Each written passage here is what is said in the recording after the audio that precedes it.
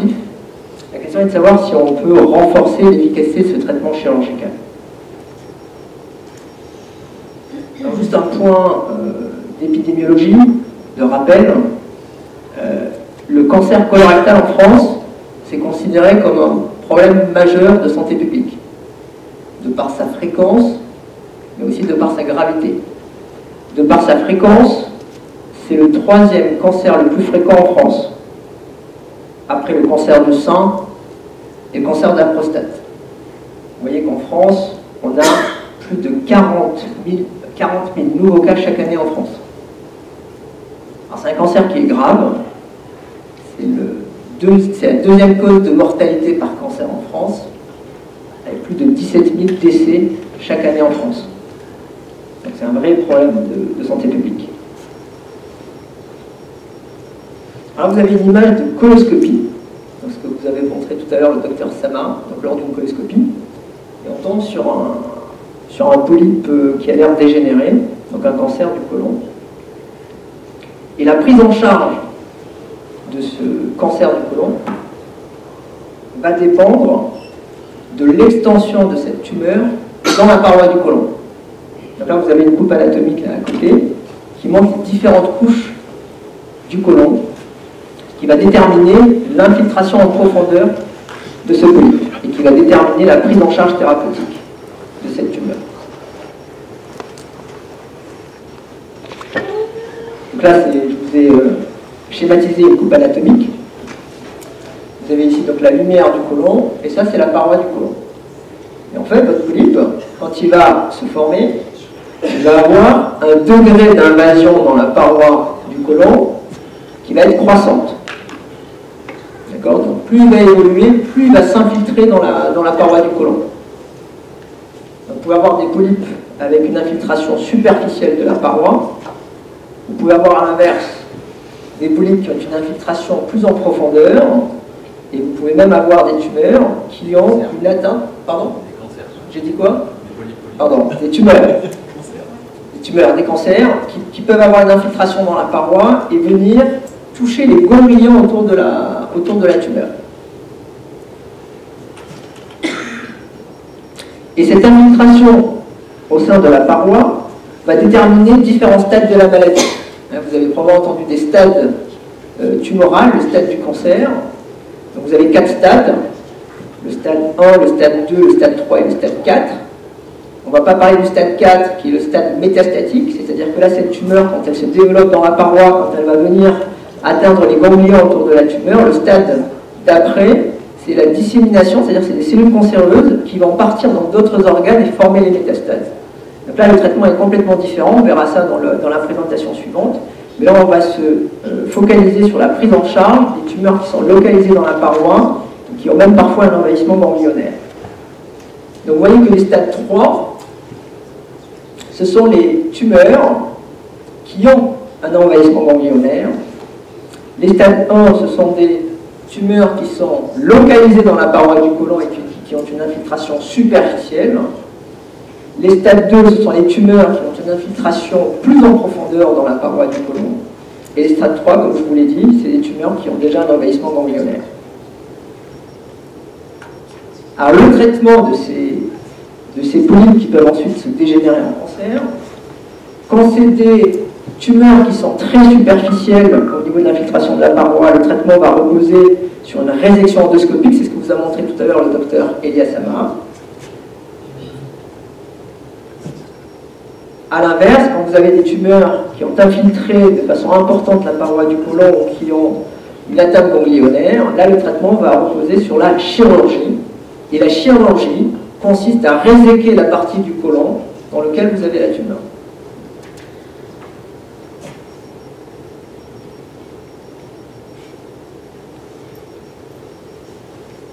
Ce qu'il faut savoir, en France, au moment où on fait le diagnostic d'un cancer du côlon, le stade de la maladie, dans un gros tiers des cas, c'est une tumeur qui est localisée au niveau de la paroi du côlon, sans atteinte ganglionnaire. Une atteinte locale. Dans un gros tiers des cas, au moment du diagnostic, la tumeur a déjà envahi les ganglions autour de la tumeur. appelle un stade 3.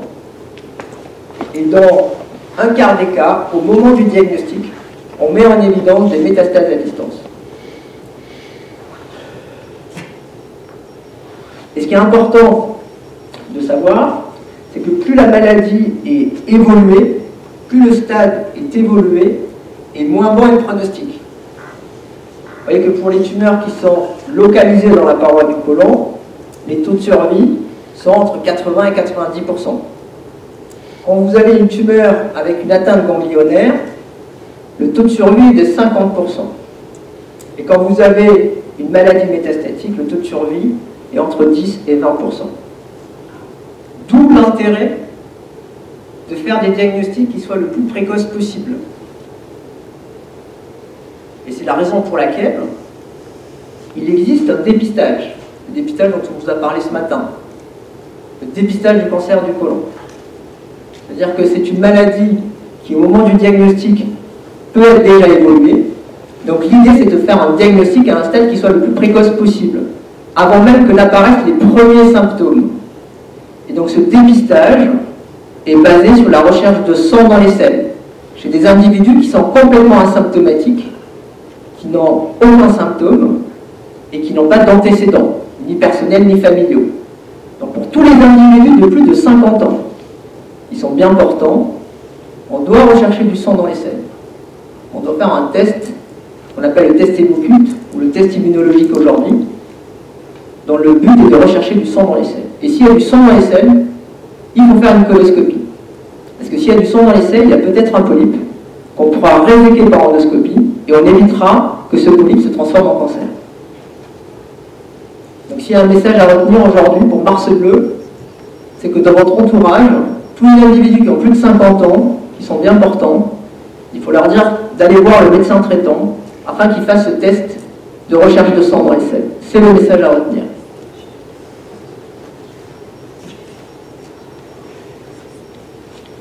Alors, grâce à nos chirurgiens qui vont permettre de retirer la tumeur, on va se débarrasser de la tumeur. Mais ce qu'il faut savoir, c'est que malgré le traitement chirurgical, malgré le fait qu'on retire la tumeur qui se situe dans le côlon, il y a un risque que la maladie récidive. Pourquoi?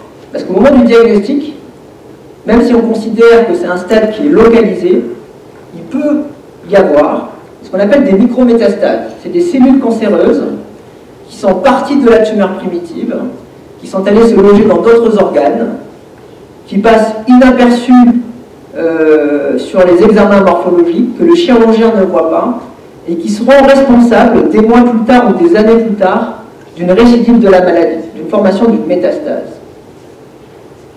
Et ce risque de récidive, après l'intervention chirurgicale, il est d'environ 40 à 50%.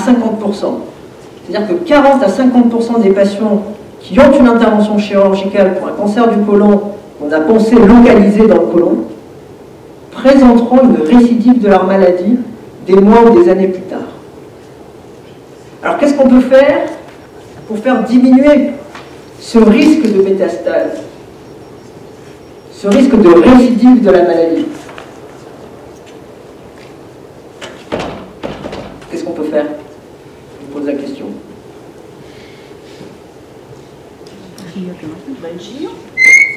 Qu'est-ce qu'elle répond? Oui, effectivement, on va faire une chimio. On va faire une chimiothérapie complémentaire. Après l'intervention chirurgicale, on va faire une chimiothérapie. Le but de cette chimiothérapie après l'intervention chirurgicale, c'est d'aller détruire des éventuelles cellules cancéreuses disséminées dans l'organisme afin d'éviter que la maladie ne récidive plus tard et in fine d'augmenter les chances de guérison. Alors ça, c'est juste pour vous schématiser ce qu'on appelle un essai thérapeutique, c'est-à-dire que dans les années 90, on ne savait pas s'il fallait faire un traitement complémentaire au traitement chirurgical, on ne savait pas si la chimiothérapie avait un intérêt. Donc il y a eu une étude randomisée, qui a comparé deux groupes de patients.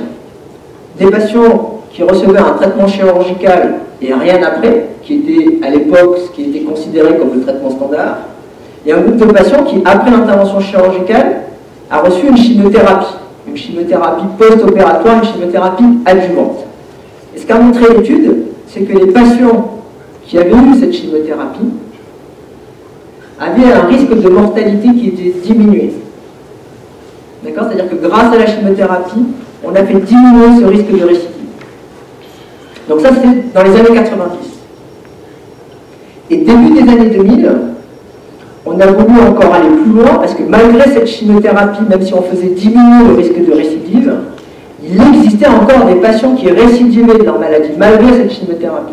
Et donc on s'est posé la question de savoir comment est-ce qu'on pouvait faire pour renforcer l'efficacité de cette chimiothérapie. Alors cette chimiothérapie, c'était une chimiothérapie à base de 5-fluorouracil, c'est une molécule qui s'appelle le 5-fluorouracil, c'est une molécule de chimiothérapie. Et donc début des années 2000, on a rajouté une deuxième molécule de chimiothérapie qu'on appelle l'oxaliplatine. Donc on a fait ce qu'on appelle une bithérapie, une combinaison de chimiothérapie.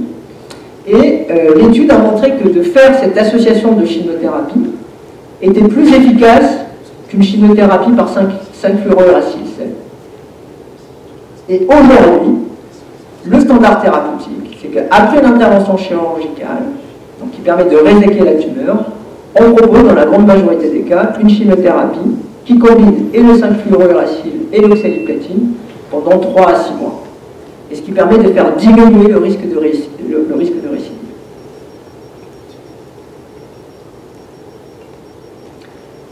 Une dernière diapositive, qui sont des perspectives de recherche. Je vous ai parlé donc, du coup, des maladies qui étaient localisées au niveau du côlon, pour lequel il fallait faire de la chimiothérapie post-opératoire. C'est une chimiothérapie qui s'administre par les veines, c'est intraveineux. Ce qu'on a développé dans notre hôpital depuis quelques années, c'est de la chimiothérapie intra-artérielle hépatique. Qu'est-ce que ça veut dire? C'est qu'au lieu d'administrer de la chimiothérapie par les veines, on va administrer de la chimiothérapie directement dans le foie. Alors pourquoi dans le foie? C'est pour faire ce qu'on appelle diminuer le risque de récidive hépatique. C'est que pour certains patients qui ont des métastases dans le foie, qui sont éventuellement accessibles à un traitement chirurgical, parce que peu de métastases dans le foie, parce que des métastases de petite taille, donc le chirurgien peut opérer ces métastases, il va opérer ces métastases, il va retirer ces métastases au niveau du foie. On sait qu'après l'intervention chirurgicale de ces métastases hépatiques, il y a là aussi un risque de récidive important. C'est qu'il y a de nouvelles métastases qui apparaissent dans le foie, parce qu'il y a des micro-métastases, il y a des cellules tumorales dans le foie qu'on ne voit pas. Le chirurgien, il enlève ce qu'il voit. Mais il y a probablement des cellules cancéreuses dans le reste du foie qui seront responsables de métastases hépatiques des mois ou des années plus tard. Et donc le fait de faire de la chimiothérapie directement dans le foie, ça pourrait permettre de détruire ces éventuelles cellules tumorales et de faire diminuer ce risque de récidive hépatique. Et on a aujourd'hui un essai thérapeutique qui évalue l'intérêt de ce type de traitement qu'on appelle la chimiothérapie intra-artérielle hépatique. Voilà. Est-ce que vous avez des questions?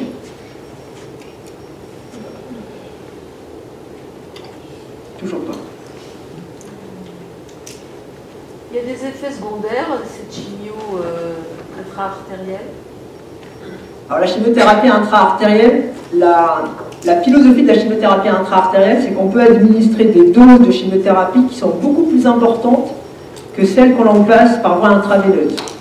Parce que celles qui passent dans le foie passent très peu dans la circulation en général. Donc c'est une chimiothérapie qui est plutôt bien tolérée sur le plan général. Après, ça peut être un peu compliqué pour la mettre en place, parce qu'il faut mettre des cathéters qui passent par l'artère fémorale, qui remontent dans l'aorte et qui vont dans l'artère hépatique. Mais la chimiothérapie en elle-même, les effets secondaires sont moindres que la chimiothérapie qu'on passe par les veines. Elle est assez légère, cette chimiothérapie, ou puisque c'est complémentaire, moi dans mon esprit je me dis que c'est plus léger, mais ça correspond à quoi par rapport à des chimiothérapies classiques? En termes de toxicité, il n'y a pas plus de toxicité liée à la chimiothérapie quand on fait de la chimiothérapie intra-artérielle hépatique, puisque les produits de chimiothérapie qu'on utilise pour faire la chimiothérapie intra-artérielle hépatique, c'est les molécules de chimiothérapie qu'on utilise par voie intraveineuse. Et elles ont une capacité de diffusion dans le sang périphérique qui est moindre, donc on a moins d'effets secondaires quand on la passe en intra-artérielle que quand on la passe en intraveineuse. Mais pour l'instant, ce n'est pas quelque chose de validé. C'est un essai thérapeutique qui est en cours chez les patients qui ont une résection de métastases hépatiques et qui vise à évaluer l'intérêt de cette chimiothérapie chez les patients qui ont été opérés de métastases hépatiques. Vous avez parlé d'une durée de chimio de à 6 mois. Je sais qu'il y avait une étude pour essayer de voir ce qui était mieux. Est-ce qu'on a déjà des résultats? C'est pour ça que j'ai dit 3 à 6 mois, pour ne pas rentrer dans les détails, dans la discussion de la durée de traitement. Schématiquement, c'était 6 mois de traitement jusqu'à il n'y a pas très longtemps chez tous les patients. Et puis là, on a une étude qui montre que pour certains patients, on pourrait faire 3 mois au lieu de 6. Donc ça veut dire qu'on reste à 6 mois de chimiothérapie post-opératoire pour une majorité de malades, et pour certains patients, on peut passer à 3 mois de traitement, qui est aujourd'hui le nouveau standard. C'est 60% des malades qui peuvent avoir 3 mois de traitement. Donc c'est... Oui, non, c'est... Ouais. Et c'est à peu près 50 millions d'économies pour la Sécu chaque année à partir de cette année, grâce à cette étude qui a été menée au niveau mondial et dans laquelle la France a joué un gros rôle. Et la HGP aussi, puisqu'on était avec Saint-Antoine les deux dirigeants d'études. Oui. Est-ce que l'oxaliplatine est un dérivé du cisplatine qu'on utilisait il y a de nombreuses années en chimio aussi? Est-ce que c'est le même produit ou c'est un dérivé ou c'est autre chose? Je peux vous demander votre profession si c'est pas indiscret? Comment? Je peux vous demander votre profession si c'est pas indiscret? Oh bah, retraité comme Ah, d'accord. Non, parce que c'est des questions assez pointues. Non, parce que c'est notre société qui fabriquait il y a quelques années le cisplatine, donc voilà. Alors c'est la même famille. C'est la même famille. C'est la même famille, c'est les sels de platine. Oui. Donc vous avez 3 composés, vous avez le cisplatine effectivement, qui est un sel de platine de première génération. Oui. Et l'oxaliplatine, c'est un sel de platine de 3e génération, c'est le plus moderne, on va dire. Ouais, c'est un sel de platine. C'est un sel de platine, tout à fait. Mais bizarrement, le cisplatine, même si c'est la même famille, ne marche pas du tout dans le cancer du côlon. Il y a un groupe diaminocyclohexane sur l'oxaliplatine qui fait qu'il est neurotoxique plus que le cisplatine, mais pas néphrotoxique, et qui marche dans le côlon alors que le cisplatine ne marche pas dans le côlon. Donc même si c'est la même famille, c'est des drogues qui n'ont pas les mêmes profils de toxicité et les mêmes profils d'efficacité.